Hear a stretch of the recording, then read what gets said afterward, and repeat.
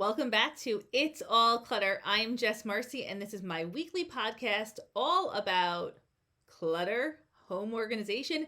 And today on podcast number 36, we are talking about cleaning your house.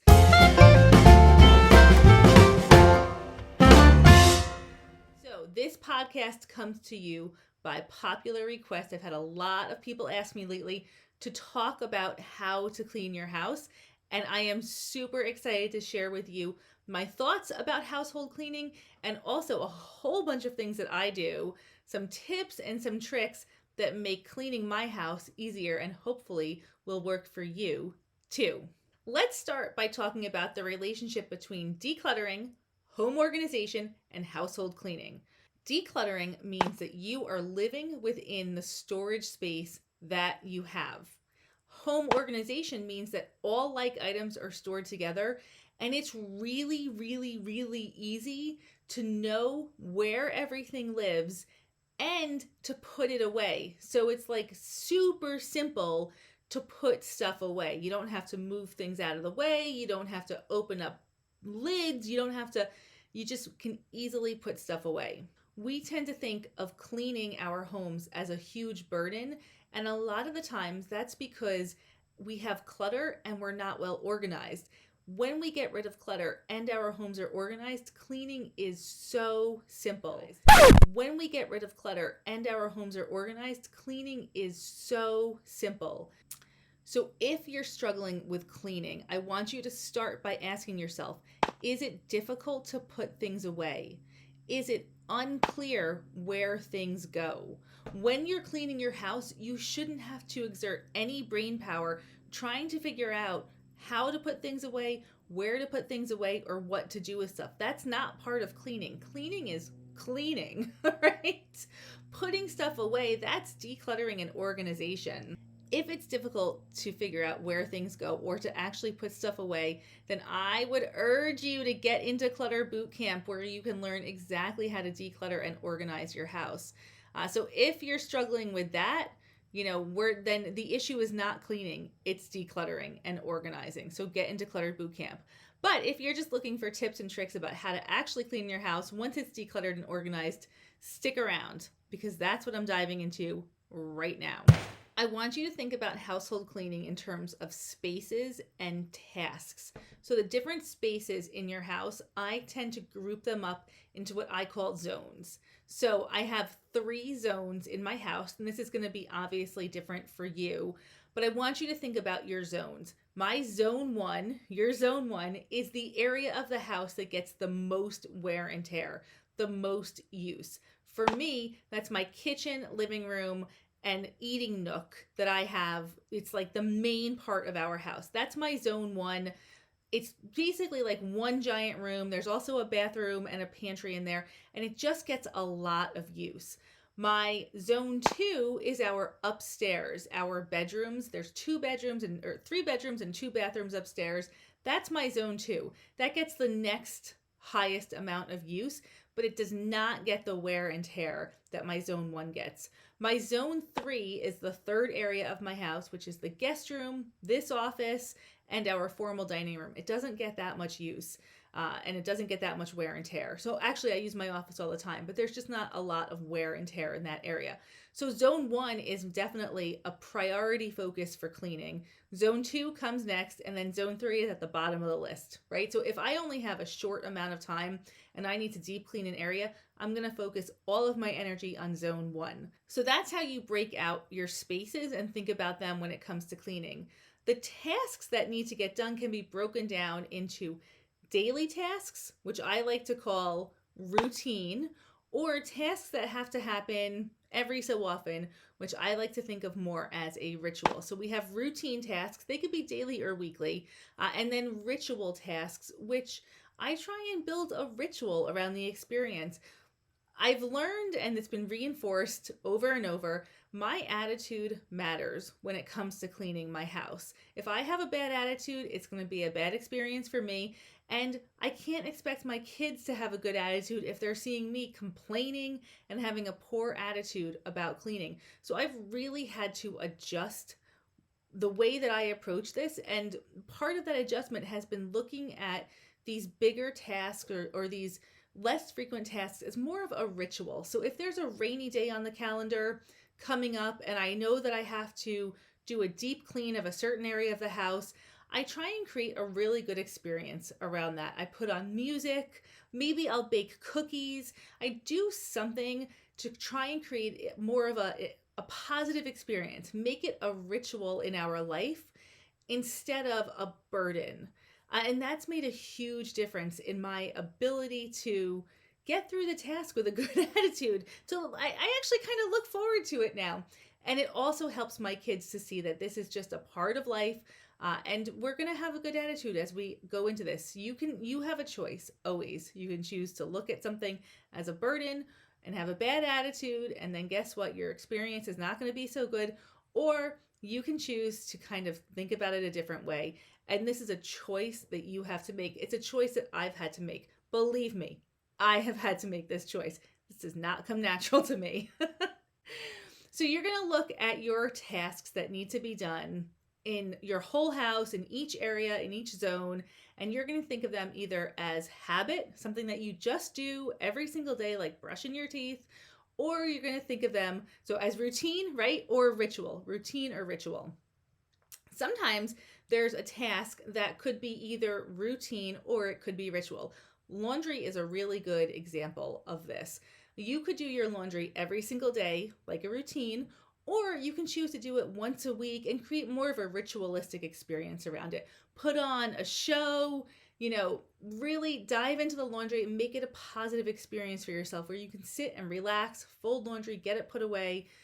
That would be more of a ritual. So you can choose if you want your tasks to be more routine or more ritual, and you can change your mind, right? So how do you figure out what should be done, where and when and with what frequency? I want you to reverse engineer this. We're going to start with what would make you happy. When you wake up in the morning, what do you want to wake up to? When you come home from work, what environment do you want to walk into? Right? So for me, one of the most important things to starting my day off right is that I wake up to a clean kitchen. I hate waking up to dishes in the sink, to crumbs on the counter, and to stuff left over from the night before. And I've learned this about myself over time. So it's really important to me that part of my daily tasks, part of the things that I do as a routine every single day, make it so that when I wake up, that kitchen is clean. Another thing to think about is, if you work out of the house, or if you're out of the house a lot, what do you want to walk into when you come home? For me, it's really difficult to come home from work and then not have a plan for dinner, not have something started for dinner. So I've had to kind of reverse engineer this and build into my routine different ways to tackle dinner so that when I come home, it's already been figured out, right? So you really want to just think about what makes your day a good day. When you come into your house, when you wake up in your space, what is going to be the thing that makes it start off really positively? For some people, you might not want to wake up and have a pile of laundry waiting for you. So then you're going to work into your daily routine, getting that laundry put away every single day. You might not want to have a lot of clutter in your bathroom because that might start you off on the wrong foot. Really focus on what is going to make a big difference in your everyday life and figure out your daily tasks around that. Okay, tips and tricks and how I work out this whole zone, routine, and ritual thing around my house. Number 1, I run my dishwasher on a schedule. I need to wake up in the morning and be able to load that dishwasher, which means that it needs to be unloaded at night before dinner. So I run my dishwasher on a schedule, whether it's full or not. Most of the time, it's mostly full. But whether it is or not, it gets run so it is done before dinner so the kids can get it unloaded, and then I can put the dishes from dinner in there and the dishes from breakfast and then run it again. But I run it on a schedule so that the dishwasher is always ready, or is always able to be loaded when there's dishes in the sink. So I stick to a schedule with my dishwasher. I only have one set of sheets for all of our beds. because I don't want to have to ever fold and store sheets. So I have one set of sheets when we do our laundry, when we wash the sheets, they go to washer, to dryer, right back onto the bed. I never have to worry about folding sheets. That saves me a ton of time. Nobody likes to fold fitted sheets. I get this question all the time. How do you fold a fitted sheet? Guess what? I don't. So when our sheets get worn out, I just replace them. The old ones go to the Humane Society and I just get new sheets. And that's it. I have one extra set of sheets for my guest room bed, and that is it. It's never been a problem. Now, if you have kids who are bedwetters, if you have younger kids, you might need to have 2 sets of sheets. But really, this is one way that I just make my life easier. No sheets to fold. I clean my shower when I'm taking a shower. So I have this little scrubby thing. It just stays in the shower. And when I shower, I just scrub down the walls, whatever. That's it. It's done. I never have to clean my shower as an extra task. I do like one wall one day, the next wall the next day. I just get it done quickly while I'm taking a shower. Easy breezy. Here's a really important one. Don't let a drop zone become a stay zone. So if you have drop zones in your house and they drive you crazy every single day, this would be a good one to reverse engineer. Don't let a drop zone become a stay zone. It's okay to drop your keys and to drop your papers and to drop this and that into one spot, but then make a commitment to cleaning up those drop zones every single night so they don't become stay zones. A drop zone is totally a misnomer if it never gets picked up and put away. Don't let a drop zone become a stay zone. Reverse engineer it so that every day you are in the routine of picking up that area and putting everything away. And on that note, reduce the amount of mail and papers coming into your house. You want to have as little stuff coming in as possible. The more stuff that comes into your house, the more stuff that you have to deal with as part of your household cleaning. So call the people who are sending you catalogs. Say no to receipts. I don't take receipts home. I throw them out. I look at them and then I throw them out. Every so often there might be one receipt that I want to hang on to for a little bit of time. But in general, I'm not going to spend the time going and returning something from the grocery store. I'm just not, because it's not worth my time, right? To save 15 cents. Now, it might be worth your time, and that's awesome. That's knowing yourself. But for me, no papers come into the house, because the more that I bring in, the more that I have to handle and deal with stuff. So reduce the amount of stuff coming into your house in general. Get it down to as little as possible. Say no to extra stuff. Nothing is free if you have to take care of it, right? This is your time. So if you get a free sample, if you get offered a free sample, you're going to have to carry that home, carry that into your house, figure out where to put it, look at it and feel guilty that you're not using it for years, and then move it around, debate whether you should throw it out, have this whole thing about keeping it because it was free, feel bad about tossing it into the garbage because you're not sure if it's recyclable. It's not. So nothing is free. Nothing is free. And free things take your time. Your time is more valuable than anything. Reduce the amount of stuff coming into your house. Make your cleaning a lot easier. I have a whole podcast about the illusion of convenience. So the illusion of convenience is basically, we are told that it's more convenient to have more stuff, and cleaning products are like at the top of the category list of the illusion of convenience. We buy cleaning products to save us time, but guess what? The more cleaning products that you have, the more stuff that you have to store, the less space that you have in your house, and the more money you're spending, the more you're trying to find the right thing to clean your household with. Reduce your choices when it comes to cleaning products. I use 3 things. I have a DIY floor cleaner. I'll post the recipe that I use in the comments. I have 1 bottle that has bleach and water in it, and I have 1 bottle that has vinegar and water in it, and that's it. Those are my 3 cleaning sprays, right? That's all that I use. I don't ever have to think about, I need to buy more Windex when I'm at the store, or I need to buy more, I don't even know what cleaning products are these days, but I don't ever have to think about that side of cleaning, right? Because it's just, it's the illusion of convenience. It's not more convenient to have more choices when it comes to cleaning your house. Make it easy and simple on yourself. Now, that said, My next tip kind of goes against this one, but find tools that work for you. So my sprays or whatever, I keep that nice and simple. But when it comes to actually like vacuuming and mopping, I've really had to kind of dive into different products to see what works best for me and invest in good stuff that's easy. So I have 2 Roombas. I have 2. I have one upstairs and one downstairs. I love my Roombas. Do you want to know why? Because they clean underneath stuff and they're always cleaning and picking up stuff. Are they perfect? No, but they save me so much time.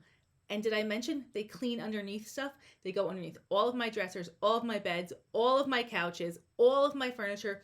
They clean underneath all of that. And they're cleaning right now, right? While I'm doing other stuff. So that's been a great investment for me. I had one. I was bringing it up and down the stairs, and finally I said, this is ridiculous. I just got another one. And I got a lower end model for the upstairs because it has, it's a little bit different up there. But invest in stuff that works. For years, I put off cleaning my floors because I didn't have a mop system that I liked. It was like nasty water all the time. So finally, I spent $20 on this. I'll post a picture of it, on this mop system that's so easy. It's so easy. I can take out that mop and I can use it for 5 minutes. And it's like the easiest thing ever. It's just easy. Okay. So find stuff that works and just stick with that. Get rid of all the rest of it. My next tip is to make decluttering part of your everyday. So you should not wait to declutter until the timing is right, you're feeling good, you have a huge chunk of time. If you open up that sock drawer and you've got socks with holes in them, get rid of them, declutter them. Just make decluttering part of your everyday so that you don't get to the point where you have too much stuff and then cleaning is difficult. So get used to decluttering as part of your everyday decision making. Get it out of the house. Drop off at the, if you need to go every single week and drop off at your donation place, do that. Just do that. And teach your kids to declutter as part of their everyday also. Don't let things pile up, build up. Don't delay the decisions. Just make a decision, stick with it. Decluttering should be an everyday thing because we bring stuff into our house every day. And because we're bringing things in every day, we need things to be going out every day.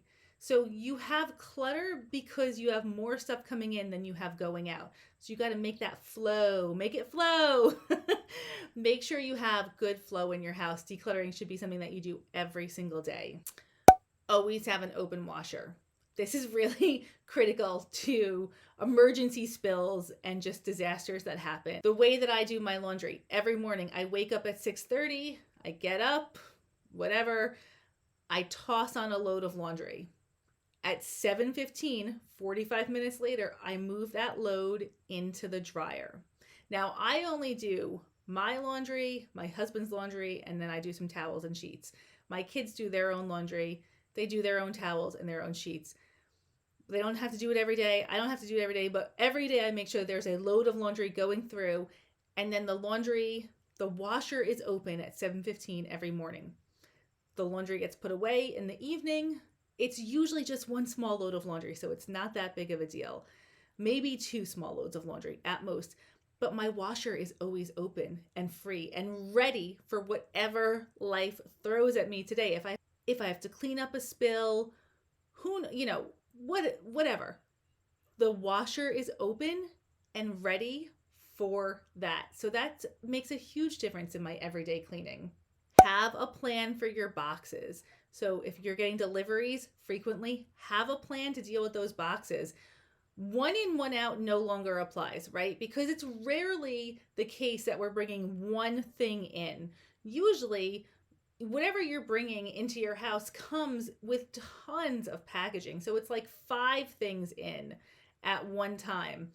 And we hate throwing out boxes. We hate dealing with boxes. We hate dealing with packaging. So have a plan for your packaging and your boxes. Keep one small collection of boxes. If you want to keep boxes around, keep a small collection of boxes. That's it. Commit to just a small collection and know how to handle the rest of the packaging that comes into your house and deal with that every single day. And finally, schedule help as needed. So there are times in life where I need to bring in a cleaning service because I just need extra help, right? So recognize that, figure out if it's worth your time. So if it's going to take me 5 hours to clean and it's the holidays and things are really stressful and I just don't have that time, it's worth it for me to pull in a cleaning service, do a one-time deep cleaning, schedule help as needed. Once a year, I get my windows washed because we have really tall windows. It's hard for me to maintain the windows and to wash them way up high. It's totally worth it for me to get my windows washed once a year. I also get my carpets cleaned once a year by like Stanley Steamer because it's like $120. And if I rented the thing from the store and did it myself, it would cost me probably half that plus a lot of time. So this just makes it easier. So schedule help as needed, right? It's okay to say, I don't have time to deep clean, to like wash my carpets. I'm going to have Stanley Steamer come in. That's okay. You deserve that, right? You work hard. You deal with a lot of stuff. If you need to hire cleaners, if you need to have the cleaning service come every week, that's okay. That is prioritizing your sanity. And that's what we are all about. I would love for you to share your tips and tricks for cleaning your house in the comments below. Let us know what's working for you, what's not working for you, and how we can help you figure this all out. Until next time.